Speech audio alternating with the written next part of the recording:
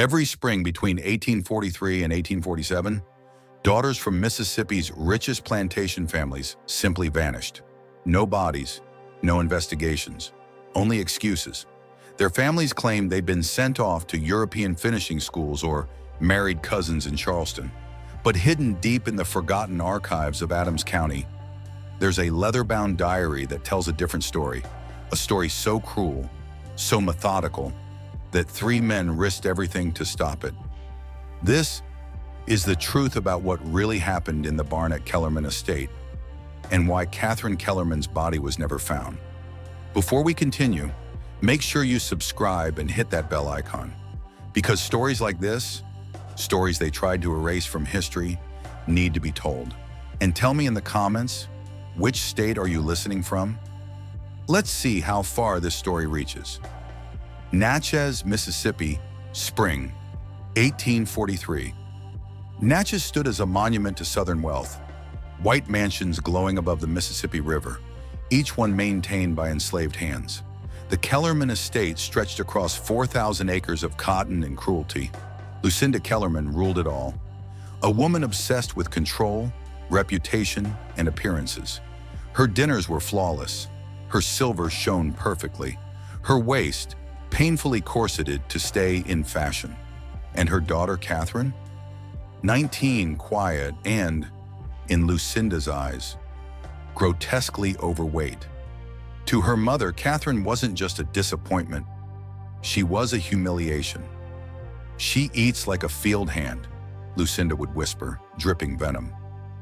But Catherine's weight began after her father's mysterious death, a death officially blamed on heart failure, though whispers spoke of laudanum and a burned letter addressed to Catherine. The treatment begins. In Lucinda's diary, a single entry changed everything. The Ashworth girl has transformed through constant, unrelenting labor. The body, pushed beyond its limits, burns away the excess. I have the means, I have the workers. Catherine's transformation begins tomorrow. She summoned 3 enslaved men, Joshua, Samuel, and Daniel, and ordered them to rehabilitate her daughter in the old East barn. No one was to speak of it. From dawn till dusk, Catherine was forced to grind grain, haul 50-pound sacks, and split firewood until her hands bled. Lucinda came every afternoon, notebook in hand, measuring her daughter's body like a scientist studying an experiment.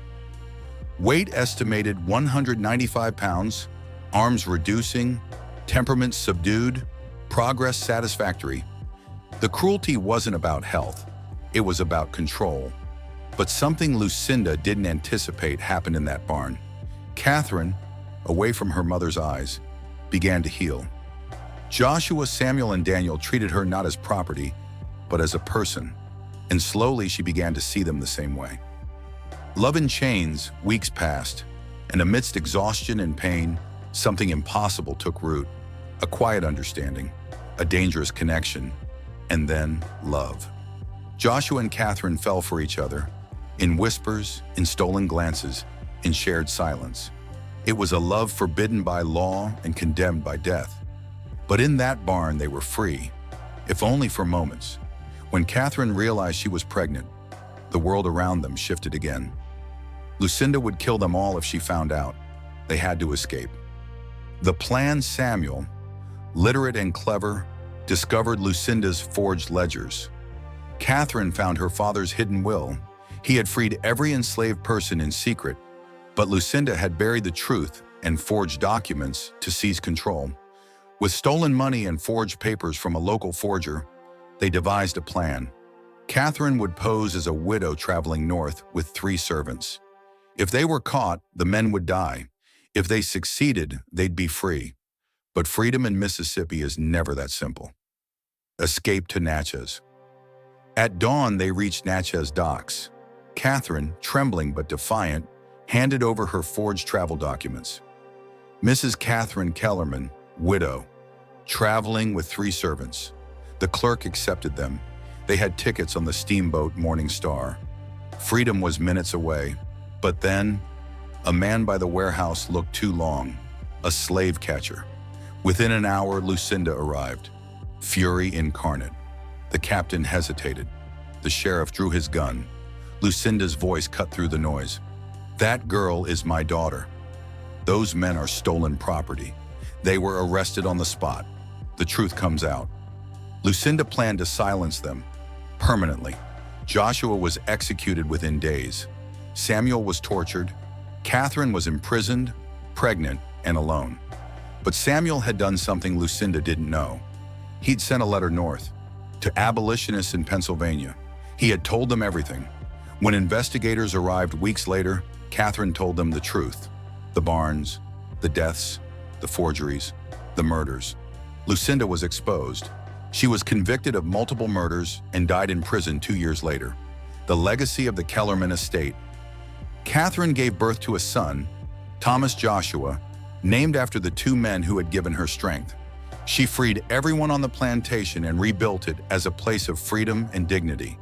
When the barn was torn down, workers found 7 bodies buried beneath, 7 girls who had disappeared, 7 daughters whose families chose silence over truth.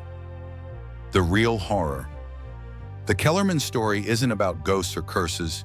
It's about the horror that humans create when appearances matter more than life, and when cruelty hides behind respectability. So, what do you think? Was Catherine's story truly over?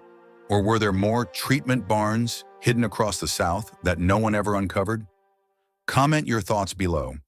And if this story gave you chills, hit like, subscribe, and turn on notifications for more true horror from the forgotten corners of history. Because sometimes, the darkest stories are the ones we tried to forget.